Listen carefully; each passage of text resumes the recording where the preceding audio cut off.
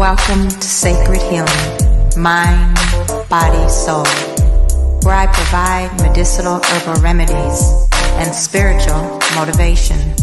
With the guidance of God, we can live a healthy and productive life. Thank you for joining Awake with Queen H. How you doing, everybody? It's Halo at Divine. We're out here on tonight. We're going to be bringing you some good information. We thank you. We thank you for joining us on tonight. This is a really, really special evening for us. We look forward to every time that we can come before you guys and give you guys understanding. Again, we're still in the month of May, so we're still dealing with Mental Health Month. But we got some great things lined up for you on tonight. And we're going to be talking from the stigma versus reality to mental health. I'm going to go ahead and start it off, and then Miss Divine is going to go ahead and interject on some of the things that we have been researched and studied. And I'm going to start with the stigma first, and we're going to start with attention seeking as a stigma that they like to put out there and not having the full understanding. But the reality of it is a human being who has thoughts and feelings too. How do you feel about that, Halo? I think what I feel most about that is probably something like people feel like mental illness is not a real thing sometimes. Often I hear people say, oh, you're all right, or you shouldn't take your medication because the drugs are bad for you and you're just doing as if I'm faking what I'm going through, and as if like it's not like a mental disorder, as if my brain isn't really breaking down like a real organ would, And it's like, your brain really is an organ, and there really are chemical issues that come to play that the medication has to like chemically fix the problems. And it's not for attention. It really is because just as your heart may have a heart attack or you may get high cholesterol, like there's actually like a physical aspect to like mental illness that causes the mental disability to come into play. So yeah, it's definitely not attention seeking. It definitely is a real thing, and we do have real thoughts, real feelings, and real issues, Yeah, and that's what that really bothers me when the first thing they say, oh, they're just trying to for attention seeking and not having an understanding, especially if you've never ever experienced or ever even had dealt with a certain form of mental illness. And it's not, and that's the lack of knowledge of understanding mental health. The one that really which I dislike is when they say the stigma crazy. I really dislike that. And it's, it says multifaceted and complex. The word, literally, what do you think about that when you hear someone say, oh, they're just crazy? Like, really? I guess I have to say, like, it really generalizes mental illness as a whole. When you say someone's crazy, it's kind of just like putting them into like a big category. And there's so many different kinds of mental illnesses, and like they all come with different symptoms, different cures, different treatments, different signs, different back to symptoms, different like things that like outwardly showing like I don't know the word, but it's like you just, I guess, just symptoms. It's not, I can't think of another word. Right. So like they all have different symptoms. So it's like by saying someone's crazy, like, are you calling someone crazy because they did something crazy or because they said something crazy? So it's like I don't like the fact that crazy is like a word that people use because it definitely generalizes everyone in like a big category. And you wouldn't like say, for instance, like an STD, you wouldn't be like, oh, that's crazy, and like, but you would want to know and like figure out like, oh, well, do they have herpes or do they have chlamydia? Because like chlamydia is curable, but herpes is not. So I wouldn't have sex with them if they had herpes, but I might. Well, I mean, still wouldn't do it if they had chlamydia. But the point is, it's like well, that's curable, so I can wait. So it's like, it kind of just, I don't know. I just think it's rude. Like, you just why would you do that? Like, it's like, very rude. And we got to because some mental illnesses are curable and then some are not. So it's like, I don't like the generalization part of crazy. I just think it's ignorant. Yeah, it really is. And you said it right. Another one with the stigma, incompetent. Yeah. So incompetent, I think because people with mental illnesses get a lot of help, and they have a lot of struggles, people kind of say like, oh, they're unable to do things, which there may be times or there may be a period, but just like with any other disability, like I feel like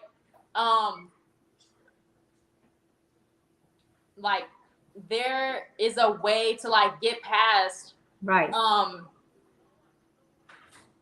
problem and like be functional, be productive, be useful, you know. Like I feel like there's always a way to you know, not be incompetent. But I just feel like that's like a really mean, judgmental way of saying like, oh, they're going through something, so I'm just going to say like they're incapable or incompetent of doing, like, you know, or, you know, incapable of doing something, when in reality it's more like they just might not be able to do it at that moment. Like, I don't know. And that's the common thing, because we all go through difficult times, Halo. You know what I'm saying? We all go through difficult times. It doesn't mean that we're incompetent. You know what I'm saying? We just would not be, you know, be able to be at our full potential of accomplishing something. Not that we're incompetent, because, you know, when we're going through some struggles and hard times, so it's hard to focus. You know, it's hard to focus on the things that, you know what I'm saying, that, you know, that you're going through. And hey, I've been there where it was hard for me to focus. You know, if I've gone through something, doesn't mean that I'm incompetent, you know, literally. Right. And another stigma, weak. How do they categorize weak? I'm sorry, I didn't hear you. What'd you say? Weak. The stigma of saying that, you know, someone with mental healthness is weak. Now that is a doggone shame. I kind of feel like weak is more of like it's like a negative connotation that you would put on someone that's having a struggle. Like, like if I broke my leg and it's going through a healing process, it's not weak. Like maybe it is for that second, but like there's always a strength that can come later. You know what I'm saying? So it's like you really don't have to like be so negative and like say things that are like so not determinate, but what's the word for like long lasting. It's like a D word, I don't know. But the point is, like, I feel like there's just like so much like finito. Like, what is the word for finito in English? Like a finished, like a finished stamp. You know, it's like, oh, they're weak. There's as if there's not going to be another period where they're strong. I just feel like the stigma is just very, very harsh. Right. And you know what? And if nobody knows, you know, Halo does. We're not just talking, and she's not just, you know, saying things. Halo does have a mental illness. What exactly is it again, Halo? So, you know, people understand that you're not just talking and saying this. You have full understanding of what you're saying. Yeah, I'm schizoaffective, and that is like the cousin of schizophrenia, where you go, like, if you're not on medication, you will have like delusional thoughts. You might hallucinate. You go through a lot of confusion. You have mood swings. You can be like bipolar type, which I am. So like I'm also kind of bipolar. So I will go through like periods of high joy and low sadness or anger. And but it's all when I'm not medicated. If I'm medicated, then I'm fine. But if I drink or smoke, then I'm back on the timing of the symptoms being, you know, in full effect. And you're doing the best that you can do. People don't really understand, you know, when you're dealing with what the symptoms that you have to deal with, and you got somebody who doesn't have that, and you're doing the best that you can do. You know what I'm saying? It's not that you're not trying. And the next one that comes, which really is the categorized as lazy. You know? Because I mean, explain to that, because sometimes they, you know, they might think, well, you're lazy because you're not doing this, you're not doing, but that's not the truth. I think the lazy one probably comes into play because a lot of people who are disabled, like mentally disabled, get on disability, and I'm even on disability. And I feel like a lot of people are like, oh, they're lazy, like they don't want to work, they don't want to do anything, they're in the house all the time, or they don't get jobs. You know what I mean? And it's Right. like there have been periods where I haven't had a job, but I think for the most part, like I've been working since I was 14 years old, and like it never stopped because I had a disability when I was 19. It's just like there have been times where like I really haven't been able to hold a job past like 3 months. Right. And there's like this thing called Ticket to Work, which like is like part of Social Security, which like allows you to be able to get like a full-time job and then make more than X amount of money, and then you stop your disability check. So like me personally, I really am thankful that I'm on disability because I'm also going to school. I've been going to school, working back and forth, stuff like that. And I'm in school right now. So explain your education. I mean, going through this process from the beginning, what's your education until now that you're continuing with your education? Explain. I mean, but when they say you're lazy, please tell them. Oh, so I got my associates in psychology, associates of science in psychology from Georgia State back in 2016. And then in 2019, I graduated with my bachelor's of science in psychology. And then I started working on my master's, of science in psychology with an emphasis in industrial organizational psychology. And that's what I'm doing now. I do graduate in December, so I'm really excited. But it's like, it's a struggle. Like being in school was very hard. It's hard right now. It's not as hard as it was before because I'm like at a very stable place. But like when I first started my master's, because I never really stopped school. I never like just didn't go or like started working. It was like I would have to drop out because it was so stressful, or like I would have to go to the hospital, so I would have to like take some time off, and like that's what's taking me so long. But it's like to say that someone's lazy because they have mental illness is like saying someone's lazy because they are in a wheelchair and they can't walk. Like maybe they can't walk right now or something, or maybe they did walk before, or maybe they're in physical therapy to be able to walk one day. But it's like this, it's like we're trying, it's like we're putting forth effort. Like we are, we're not just sitting around it, like just soaking up the money. It's not even a lot of money. Like you can't even live off of it. Like you really have to be supported by someone else or something else if you're going to live off of a disability check. So like, please don't say it's lazy to like live off of a disability check if it's not supporting bills. Like it just, it's like a little bit of money, and then you have to like still get a job. Like no one in a disability check is like enjoying the fact that they are just taking in this money. Like, and if they are, it's because like maybe they're just being grateful because they have something. But it's like they're not giving us a lot. We're not out there living luxurious. We're not buying fancy cars. Like it's not lazy. It's like we're actively trying. And I would say probably 95% of people are actively trying, if they can, if they're stable enough to get jobs, to go to school, to work, to have a trade, or to get some kind of money some kind of way. Because like we are normal people too. Like we really do enjoy like making a living and being like a productive part of society. Excuse me. So I don't know. I'm not lazy. And you're not lazy. Yeah, you're not lazy. And see, that's what people don't understand. They always just see the negative part of mental health, but they don't see like the positive part of what you go through and what you're striving, and the things that you want to accomplish. But they don't see that, on a normal situation, people going through school, they have a lot of issues just trying to get through.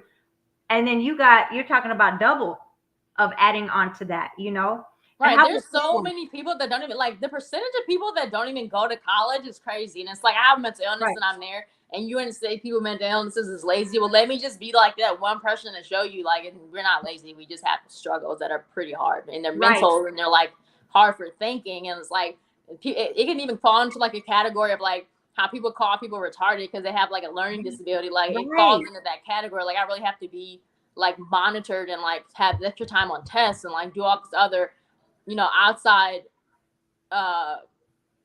what's the word? I always forget words. But anyway, just like have like extra things put in play so that we can like make sure we're able to do what other people are able to do. But it takes us more time, more effort, and more like consideration, but, and, what's I about to say? Like, I also have a business too. not Yeah, lazy. yeah. Talk show, Let her not know that. lazy. You know, sell shirts, not lazy. You know, like make music, not lazy. Like there's so much that I do, and I know I'm not the only one out there doing this. Like I know there are like Right. billions of people, maybe not billions, it's not even that many people like that have mental illnesses, but like I just know there's so many people that are like going through what I go through. So it's like I just know we're not lazy. Exactly. And then also, how about this one? Unreliable. Unreliable. I I mean, feel they like don't understand like some of the things, not that that you're intentionally not, you know what I'm saying? Like intentionally, you're not trying to be unreliable, but there's a certain situations that you may go through. right, right. It's all situational. Exactly. It's like, say I told you I was gonna be able to work for you last. Like I just got fired from a job because he said I need someone that's more reliable, and I'm like, I told you when I started, like I have a mental illness, and there will be times when I can't make it to work because I'm tired. My medication makes me sleep over 12 hours a day, like um or like I mean that was the only reason why I couldn't go to work, but like he like he was just not accommodating. Right. And it's like I understand like you need someone to be there who's reliable, but it's like situationally things come up. Like we can't function the way other people function. And that's why they ask you on your what do you call those things? Those on your applications, like Yes. do you require accommodations? Are you mentally ill? Like it's just good to be honest, you know? And so like I would say this is kind of off topic, like it's on topic, but it's off topic. Like one of the reasons why I feel like it's good to tell people that is because they can accommodate you. Like if like you can work part-time and you can work part-time, which is like even less. And it's Right. like if someone can come to work 2 days out the week or like 1 day out the month, like I know someone not disabled, but like who goes to work for this Sephora job like 1 day out the month. And I'm like, if you can do that, like why can't they accommodate people with mental illnesses to like be on the schedule 3-4 times out the month, or just to be able to Right. make a little bit of money, or just to have to call out one day, or like being able to have more call out days, or Right. you know there's just so much you can do. And it's like hire 2 people to do it or something. So like when one can't come, the other can. There's a such thing as like call-in work. Like if someone can't show up, like there's someone who's on call. So it's Right. like there's so much people can do, but it's just like because mental illness isn't like a recognized like It's not. It's not a platform. priority to people, and it needs Right, to it's be. not a And that's priority. why we're here being an advocate, because people need to understand that we need to be advocates. Like, there's got to be some things to where, there shows some favor towards you guys, that it shouldn't be, there should be some leeway. How about when the stigma, a burden? The burden. Now that's something that like I don't understand per se from my own perspective. No, I do actually. I thought something. So like that's even a word that I've said. So Hmm. I get it. Like that one I kind of understand. Like but it's more like from like a guilt perspective. I don't understand how someone could call someone else a burden, because that Right. just seems like selfish. But like to me, sometimes I feel like I'm a burden to my mother because like I don't have a car right now. But that has Right. nothing to do with my mental illness. That's just what it does because I Yeah. crashed. Okay. But Yeah.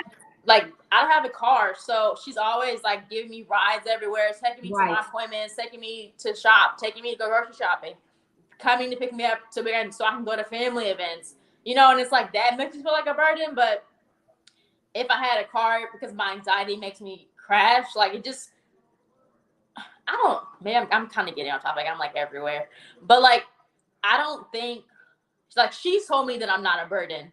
So if she doesn't think I'm a burden, then I'm not a burden. Like, because that would be like her opinion. That's what I was worried about. So I feel like if I feel like with any type of relationship, or like maybe mother to son or spousal relationship, like there's gonna be times when you're gonna have to go through things.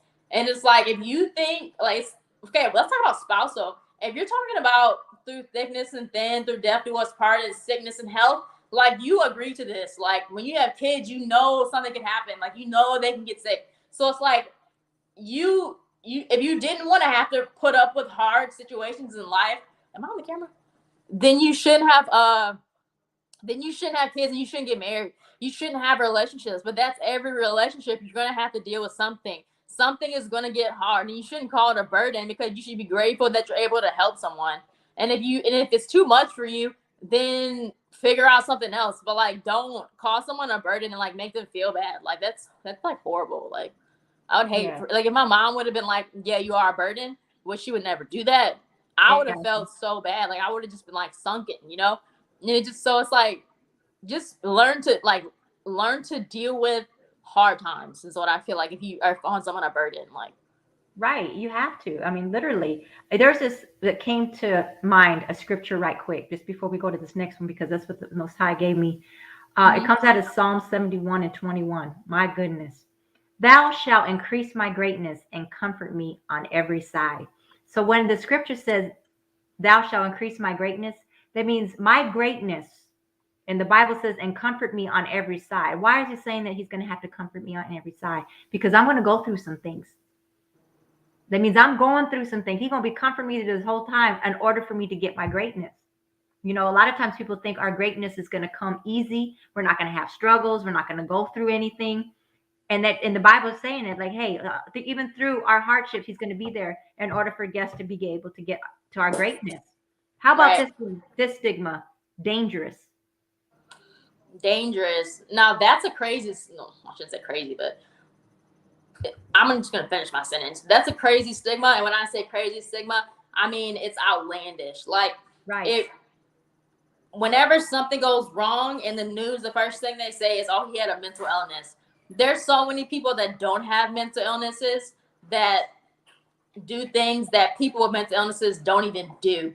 And it's like, me personally, like I'm schizoaffective, and we are not violent. We are not dangerous. We are not aggressive.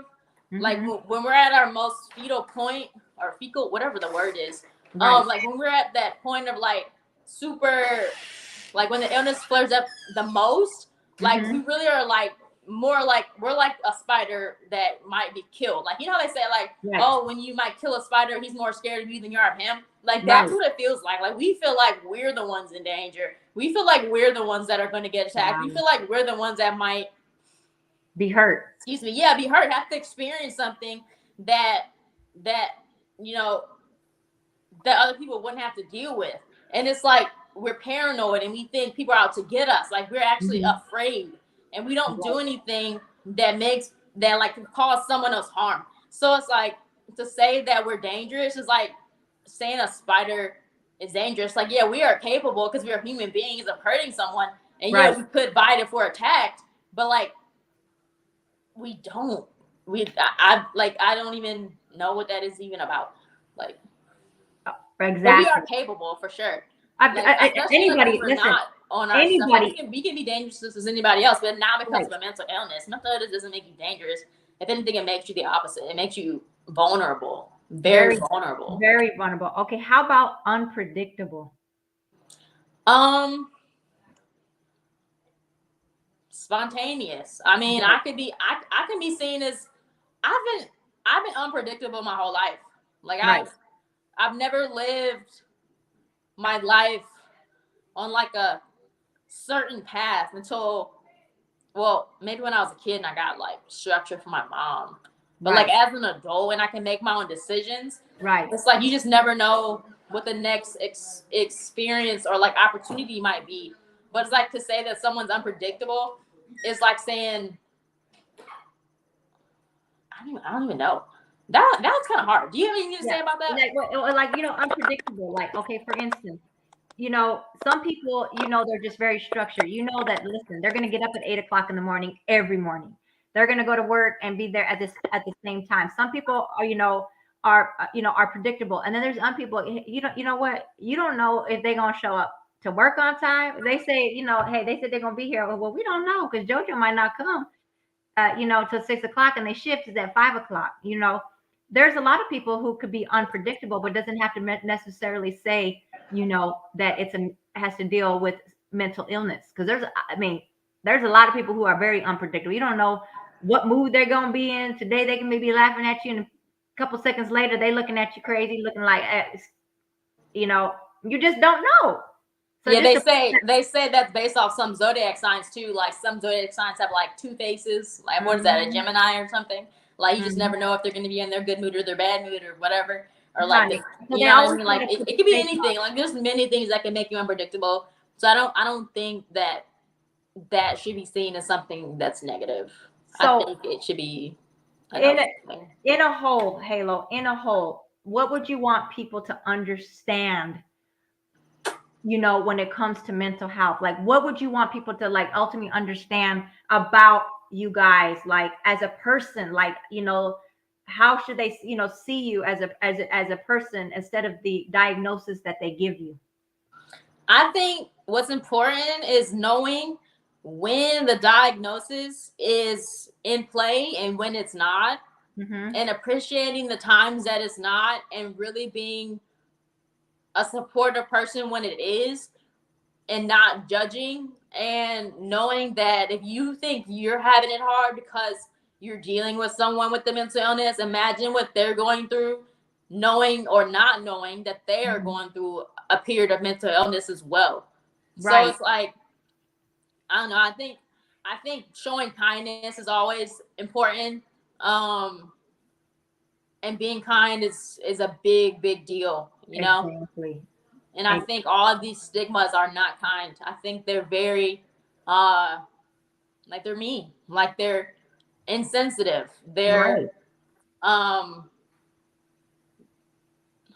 judgmental, and they're nasty. Like it's like, Right.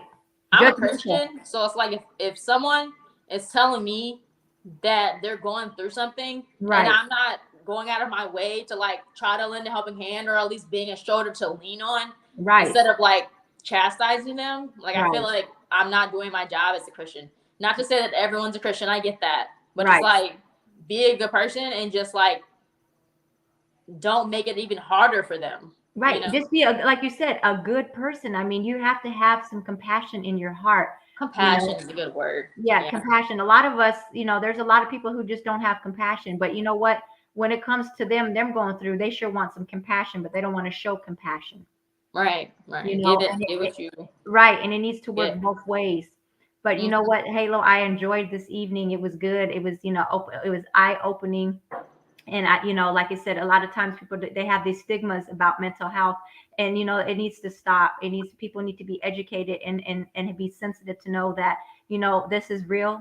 You guys go through struggles, and you're fighting, you're striving for greatness. Look at you, you're in your master program, so you're striving for greatness. And a lot of times, to get there, we have to go through some things, and then, hey, when the Most High God wills it, it's going to be. But it's been wonderful. It's a wonderful journey. It hasn't been easy, but you know what? You're not where you were yesterday, and you're not going to be where you are tomorrow. Right. So it's been a blessing. But we wanted to thank you guys for joining us on this evening. It's been a blessing. Thank You guys you. come back and see us, not next Sunday, but the Sunday after. We will have something great for you guys. And enjoy your evening. We love you guys, and take care. Bye. Bye bye. Thank you. And we're getting ready to close on out here in just a few seconds, and we will talk to you later. Bye bye.